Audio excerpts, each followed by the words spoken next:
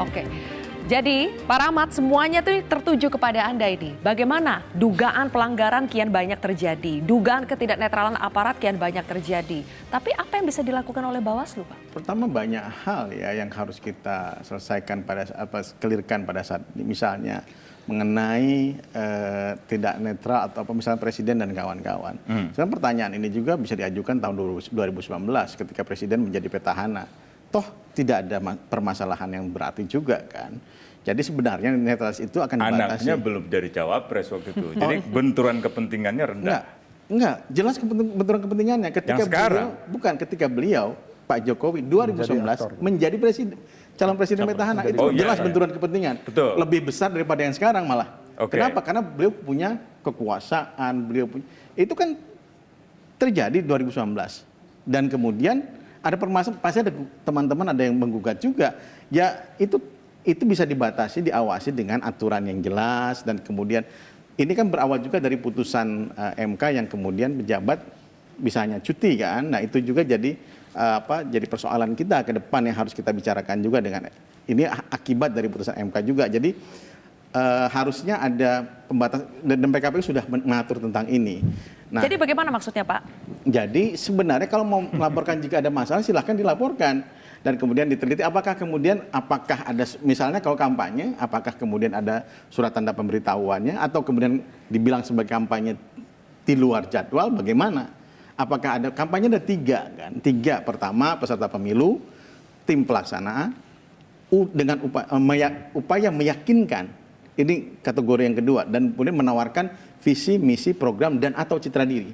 Terpenuhi nggak 3 ini? Ini yang ini juga harus kemudian Bang Usman harus mengerti keterbatasan peraturan perundang-undangan kita terhadap permasalahan yang kasus terjadi di lapangan. Jadi seperti yang kasus Cilincing itu bisakah diusut oleh Bawaslu? Bisa. Kemudian kalau kemudian akhirnya tidak terpenuhi unsur, jangan juga kemudian jangan ketika selesai perkaranya statusnya dia emang Bawaslu ini sudah diintervensi. Jangan juga seperti itu. Ini kan dimainkan lagi. Melanjutkan pertanyaan Zilvia boleh ya? Silakan Bang Usman. Yang pertama, bisa nggak atau berani nggak Bawaslu misalnya meminta TNI untuk tidak melibatkan diri di dalam konteks kampanye ini? Yang kedua, misalnya seberapa mungkin Bawaslu menegur Gerindra dalam kasus tadi itu? Misalnya memposting atau mengkampanyekan kunjungan yang seharusnya urusan Kementerian Pertahanan, urusan TNI, dengan postingan foto lengkap pada anggota TNI dengan berseragam aktif itu, ada nggak, mungkin nggak teguran itu dari Bawaslu misalnya kepada Gerindra? Atau saya tambahkan pertanyaannya, Bawaslu, terkait dengan ini sama. Mumpung ada Bawaslu, pasti semuanya penasaran yang bertanya. Tentang Pak Prabowo, apakah ada yang salah seorang sebuah partai yang kebetulan ketua umumnya menteri dan kemudian memposting kegiatan ketua umumnya yang kebetulan menteri, membanggakan ketua umumnya yang kebetulan jadi menteri dan melakukan tindakan yang dianggap positif. Ya masalahnya dalam pemilu kan state resources, sumber-sumber negara itu nggak boleh digunakan untuk kepentingan kampanye, partisan interest, untuk partisan purpose. Bagaimana, sama seperti Pak? kasusnya Zulkifli Hasan tadi itu. Pertama, singkat. Panglima TNI sudah kita punya MOU dengan Panglima TNI. Bahkan di TNI sendiri, di kejadian tahun 2019 misalnya, ini teman-teman auditor militer, ketika membuat gestur pada saat rafting, kalau tidak salah turun dari tebing, yang bersangkutan di video, kemudian masuk peradilan militer gara-gara itu. Karena mengindikasikan keberpihakan terhadap salah satu pasangan calon. Itu terjadi 2019. Dan tapi kalau pelanggaran hukum militer atau pelanggaran hukum pelanggaran seharusnya itu pelanggaran netralitas. Kok seharusnya lagi ini kan? Bukan. Kenapa? Karena pelanggaran militer lebih besar, lebih berat daripada. Enggak juga. Banyak praktik putusan pengadilan militer ringan putusannya. Surat tugasnya dijelaskan. Surat tugas Panglima, surat Panglima menyatakan kalau seperti ini maka kena ke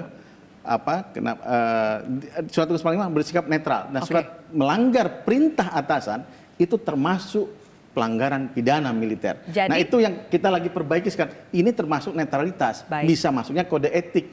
Inilah yang dikerjakan oleh teman-teman Mabes TNI mengenai pelanggaran kode etik TNI. Pertanyaannya kan yang dikerjakan oleh Bawaslu, bukan yang dikerjakan oleh TNI. Kan buat MOU-nya, Mas.